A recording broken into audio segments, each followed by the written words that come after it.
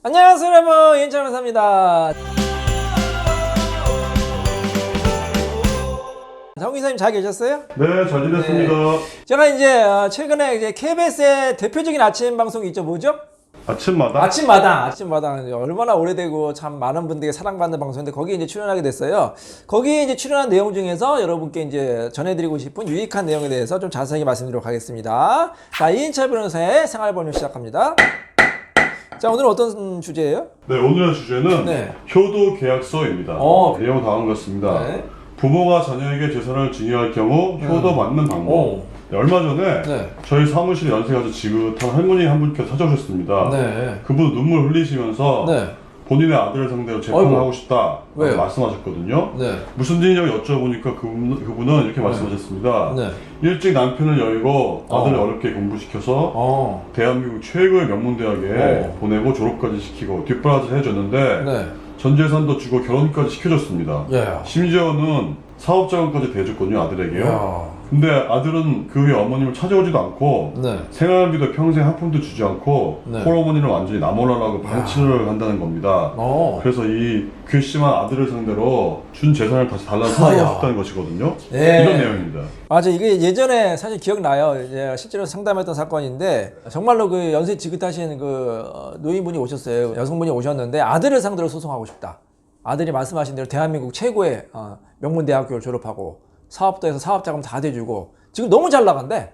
너무 잘 나가는데 지금 어머니는 이제 반지하에서 근근히 생활비도 지금 없이 근근히 생활하고 있다고 하더라. 아들이 나몰라라 방치. 자, 이럴 수가 있냐 이거죠. 너무 괘씸한데요? 너무 괘씸하죠. 네.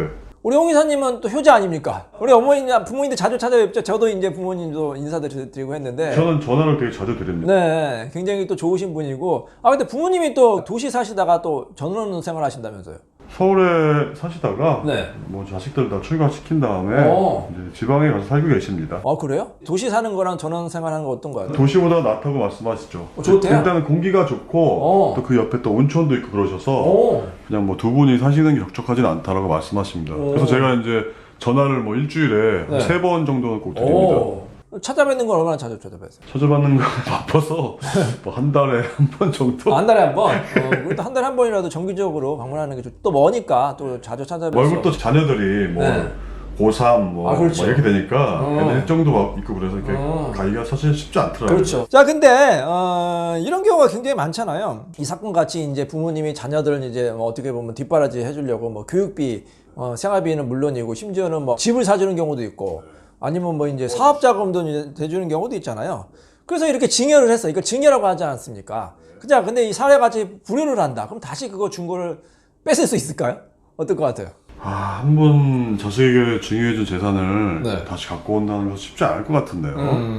어떤가요? 그렇죠. 일단 증여에 대해서 말씀을 드리면 한 번 증여한 재산은 다시 달라고 할 수는 없어요.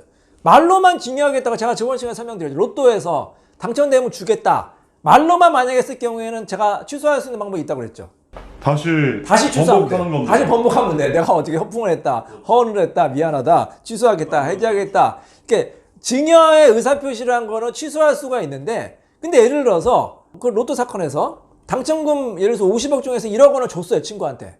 근데 이게 좀 아까운 것 같아. 이거 내가 안 줘도 되는데 괜히 줬네. 1억 원 준 걸 다시 뺏을 수 있어요? 그래도 어렵죠. 그렇죠. 한 번 준 거는 현실적으로. 뺏기 어려워. 그러니까 뭐든지 돈이건 집이건 물건이건 한 번 누구한테 친구나 뭐 연인이나 부모 자식 간에 한 번 준 거는 뺏기 어렵다고 보면 돼요.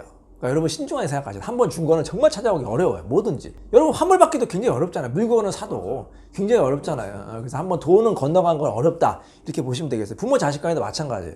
한 번 증여를 한 거는 아무리 자식이 불효자다 하더라도 돌려받기 어렵다. 그게 이제 법이고 판례라고 볼 수가 있습니다.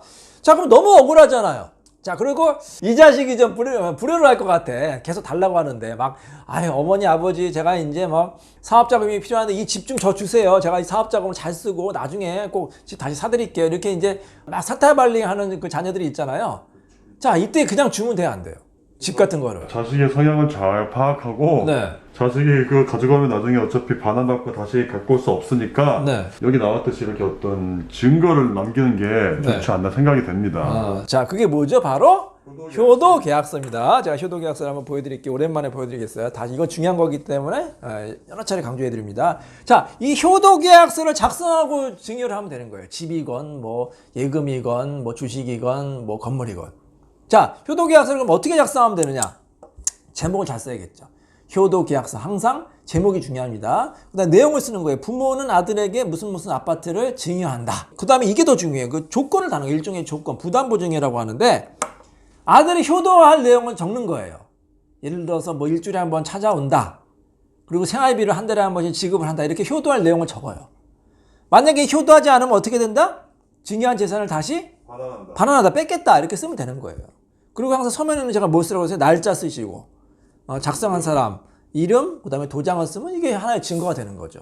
실제로 이런 사건이 있었거든요. 서울에서 재력가 아버지가 아들한테 이렇게 집을 사줬어. 그다음에 이제 뭐 사업자금 대주고 했는데 아들이 약속을 안 지켰어요. 부모님에게 뭐 천년만년 살 것도 아닌데 뭐 이렇게 아파트를 막 요구했거든. 하도 불효하니까 나가 살으라고 그냥 나가라고. 어머니가 편찮은데 돌보지도 않고. 그래서 아버지가 결심해가지고 소송을 했어요. 근데 그 소송에서 이겼어. 왜? 효도계약서가 있었거든. 증거가 있었기 때문에 그런 이길 수가 있었거든요. 그래서 굉장히 그 특이한 사례인데 2015년 대법원 판례죠. 2003년에 있었던 일이고 그래서 아버지 승소한 그런 판결이 있었어요. 그래서 여러분 효도계약서 꼭 작성하시기 바랍니다. 아니 변호사님 그래도 그렇지 자식 상대로 해서 무슨 뭐 계약서까지 씁니까? 그럴 수 있잖아요. 근데 한 번만 쓰세요. 예, 이거는 아들이 일단 쓸 겁니다. 아쉬우니까. 효도를 받기 위해서 쓰는 거예요. 아들을 상대로 뭐 소송하기 위해서. 자, 보세요. 이렇게 각서를 쓴 자식이랑 안 쓴 자식이랑 누가 더 효도를 잘할 것 같아요? 아무래도 쓴 자식이 더 효도를 잘해요. 약간 마음에 어떤 마음에 뭔가 있기 때문에. 그렇죠. 이게 장치죠. 내가 효도를 해야겠구나. 일종의 다짐 아니에요. 다짐.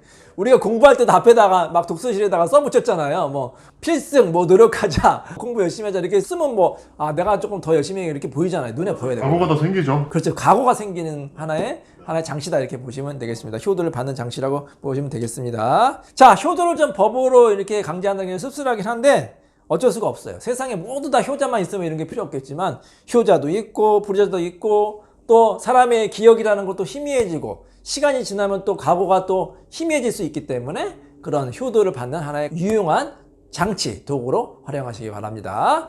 자, 이인차 변호사의 효도 잘 받는 법, 생활법령 상식에 대해서 말씀드렸습니다. 감사합니다.